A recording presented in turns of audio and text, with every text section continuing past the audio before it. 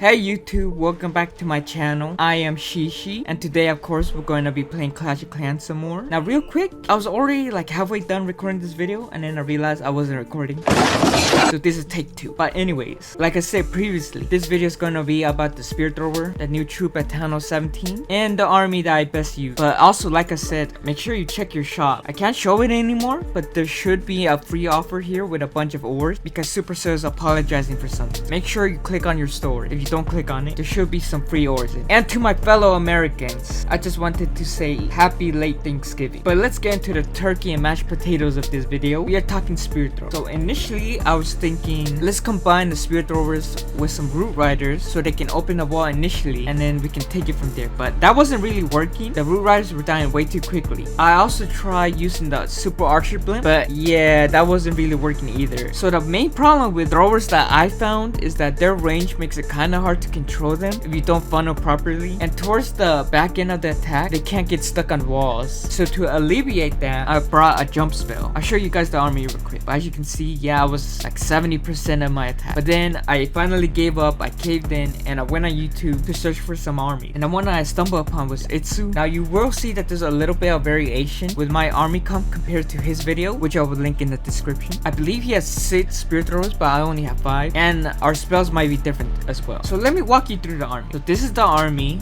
2 wall breakers, 1 yeti, 2 electric titan, 5 spear throwers, 2 ice golem. Here are the spells, and for the clan castle I like to bring in extra invisibility plus 2 free, as well as 3 yetis in the clan castle. That 5 extra troop space allows us to bring 1 extra yeti. For siege machine, it's usually siege barracks, but I can also see the log launcher working. So now let's go to the hero. For the heroes, I'm rocking the classic combo rage vial plus giant gauntlet. Now I do feel like earthquake boots plus spiky ball would be a better fit, but my spiky ball is only level 1, so I thought I should use my strongest combination instead of bringing level 1 equipment. But that's the king. The queen, for the first time in quite a long time, I am not using the frozen arrow, instead going with the healer puppet as well as the magic mirror. But honestly, the frozen arrow can fit if you substitute the magic mirror. Now the warden, some of you might look at this and you go, what is this kid thinking? I have the life vial plus the rage vial, or are they gems? Anyways, I do not have the eternal tome, which is shocking, but honestly you can get away with this because at townhall 17 you don't have the giga bomb to worry about. You can avoid it, and there's no poison spell that the townhall leaves behind, and no eagle artillery. So as long as you manage your healers and spirit throwers correctly, if you don't take too much damage, you can make it out without using eternal tome, and I'll show you guys how to do that. But yeah, I used the poison lizard. Honestly, because we're warden walking, whatever pet the warden has usually dies in the beginning, so maybe the angry jelly can work better, but then he might get himself into too much trouble and he'll perish. So I like bringing anything but angry jelly, but the angry jelly can work. And the royal champion, I use the royal champion for funneling at the beginning, and I'll show you guys again how I do it with these replays. So I usually use a rage plus a freeze, and I look for areas where the defense most closely clump together, and I time the rage, the freeze, and the royal champion's ability to ensure that she stays alive as much as possible and deals as much damage. I'll show you guys what I mean, like I said, and if you do it well enough, you might even be able to take out the clan castle troop with her, as she really creates the fun on one side, the warden walk on the other, and then we come in through the middle. But let's get into some replays and I'll show you guys what I mean. So for first war after the townhall 17 update, and we win convincingly, although the other clan wasn't really that serious. First of all, let's take a look at their number 1 base. Okay, what were they thinking? Maybe they forgot to switch their base, but how do you make this mistake? Anyway, our number 1 easily handled him. But let's get into attack. I am attacking townhall 16. I still think the townhall 16 puts up a greater fight than townhall 7. And honestly, for townhall 16s, I might bring the eternal tome instead of the life vial. Let me walk you through the general plan for every attack using this attack. So step 1 is to use the warden walk to create 1 funnel on one side, and then we're gonna use the royal champion on the other side to create the funnel on the other, and then we'll go in through the middle. 2 wall breakers to initially break through that wall. We have a jump for the second part of the attack, so the invisibility spells are used to keep the warden alive. If you see that your warden is taking too much damage, then you have to drop that invisibility and keep him alive. But you can also use it towards the middle attack, since you don't have that eternal tome, in order to properly keep your army safe, make them invisible. So the spear thrower, right, it has just as much range as the warden, which means bases like this, which are designed to keep the queen to outrange the queen won't outrange the spirit throwers. And you guys will see in this attack that this inferno, which would normally wreck troops as they walk around, was no match for the spirit throwers as they could easily target it and have the range to hit it, and you guys will see. So without further ado, let's get into attack and I'll talk you through it. Alright, so starting up the attack, I started off with the warden walk on the top, and I will be coming in from the 3 o'clock side with my main army, so I have to funnel out the top. For the bottom, I'll be using the king, the queen, and the siege barracks. And for the 6 o'clock side, I determined that to be the best side for the royal champion to come from. As you can see, I preemptively rage. I freeze before her first invisibility runs out. Then she goes right into her second invisibility. I get ready to time her ability as soon as she comes out. Honestly, I could have dropped the poison spell and taken out those CC troops right here, but I wasn't ready. The warning walk went excellent. He was even able to take care of that scatter shot before transitioning over to the main army. That funnel was great. The hero set the funnel on the bottom, and now I dropped the poison spell for both of those balloons. And the funnel is basically set directly to the town hall. Next, I jumped the jump spell. You can see that it was a little off. I thought it was a little off, but it turns out it was still perfect. They jump over the wall. They have access to the town hall now in the royal champion. I get hit by the tornado, but there's nothing really to damage me there. I do drop the invisibility because, like I said, I don't have eternal tomes, so I can't negate that damage of the town hall.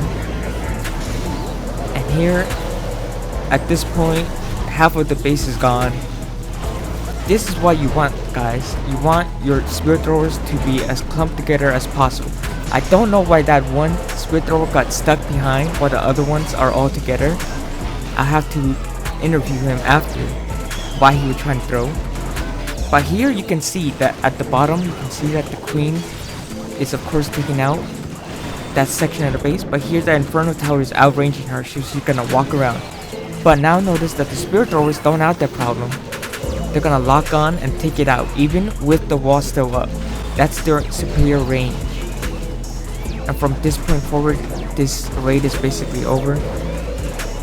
But like I say, you want those spirit throwers to be as closely clumped together, because the healers are gonna heal all of them at once.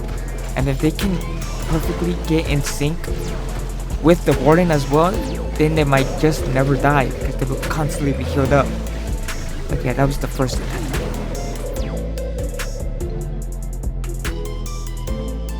Okay. So now let's get into the second attack. Now it is a town hall 16 again, and this one's towards the lower end, but I think we can still learn from it. And you guys will see that this attack doesn't go perfectly, and I do mess up, but I'm still able to get the trip. So I'm still learning this attack. This was only my second time using it. I know, right? Crazy. Why the heck am I using new attacks in a war? And this attack, there was like 2 minutes left in the war. So what the heck am I thinking? But that's besides the point. Let's start the replay, and I'll walk you through it as well. Alright guys, so same plan as before. We start with the warden walk on the left side. Now for those of you who haven't used the warden walk, with this specific equipment, this is gonna be the warden walk at his absolute strongest. So he might get through these buildings as fast as possible. Faster than you expect, so you have to be ready. You have to judge when to start the royal champion and when to start your army. Because in here, I wasn't ready for the warden to go so fast, and it caught me off guard. But we dropped the royal champion at the bottom. This time I am ready for the clan castle. I dropped that poison spell, and I will defeat the clan castle as well as the queen. You see, I messed up my invisibility on the warden. I panicked a little. I dropped the second one, and I just decided to start. But here, when I was doing this live, I was still panicking. Originally, I did not want my queen at the bottom there, and now she's gonna walk around, and all her DPS is gonna be missing from my main attack. I also switched to my king, and the barracks right through the middle. For these types of attacks, if the funnel is not set right, they will walk around the town hall as the town hall inferno beams them to death. No return tones means that I have to freeze this core, or else it's gonna wreck my army. So I freeze the town hall, and then I think I ice golem pops, and it freezes the monolith. I think that maybe for town hall 16 we should bring the eternal tome. You see that the bullets got stuck behind and they got melted. I was a little worried that they weren't gonna get the town hall, but the town hall still goes down somehow. But as you can see, I don't have much left. I only have the queen, the yetis from the barracks, and electrotype. Now this is enough to take care of the base, but it's gonna be close. This is a result of me not funneling properly. Me panicking at the beginning really caused this attack to be way closer than it was. Luckily my queen is way too strong at this point, and she is able to easily clean up the base. And even if she wasn't, the rest of the army had her back. This attack was only close because the warden walk didn't go according to plan. He did go a little too quick for me. I was not expecting it. But hey, we're learning still, and we still get the triple, so it's all good. It's all good. Now we know that the warden, careful with the warden, he will go fast. Okay, and now let's move on to a third attack. This is a replay from just regular attacks, and it's a similar base to base number 2, but it's a town hall 17. So this time we're starting with the royal champion. Why? Because we just learned that the warden walk is gonna go really quick. So we start with the royal champion. We're ready. We rage, we freeze. Ability does pop out by itself. There was no CC troops, but I was ready if they came out. Now we start the warden walk. We don't have to worry about the royal champion because that funnel is set. Now here you see that, like I said before, in this base, if you don't funnel right, your troops are gonna walk around. And here we learn another important lesson. I should have started funneling better on the bottom way sooner than I did. Instead, I just dropped an archer. The archer does take care of the army camp down there, but I would not get through the elixir storage in time. Meanwhile, the warden walk is going fantastic. We lure out the poison. Look how much we've set the funnel on the left side. And now we're ready to come in through the middle. We drop the army, ice golem, yeti, e-titans, then the spear throwers. We use a log launcher to break those walls because wall breakers are not going to be enough this time. If we only use those 2 wall breakers, they will get through the first and second wall, but then they will not be able to get through the third wall, and they would walk around. But as you can see, this is what I mean. The funnel at the bottom was not set perfectly, and as a result, we lost 2 spear throwers and we lost the king. But there's still hope because in the middle, all of the damage is being negated by these perfectly placed invisibility spells. We did not need them for the warden this time, so they are used on the army to keep them alive, and they do the damage. There's so much healing going on in the middle, but everything is still getting kind of close. But we have the queen in there. She may not have as much range, but her DPS output is greatly appreciated. Plus she has the magic mirror, and that spawns 3 of them. They get through the base quicker than ever. Now imagine if there was a town hall 16 poison spell in the middle. This attack would have definitely failed. They would not have been able to survive that poison spell, plus all those defenses. I mean, just look at how close it is.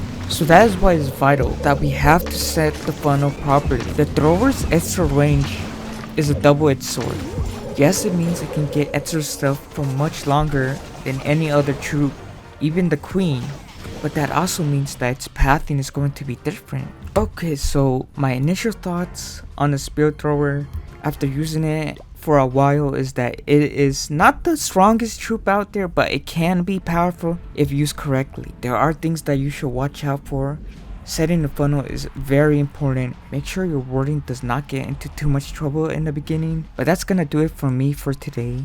Let me know in the comments if you have tried using the spear thrower yet, and if you found success. I will definitely keep using the spear thrower and keep practicing to see if I can get any better. But yeah, please remember to like and subscribe, and leave a comment if you made it all the way to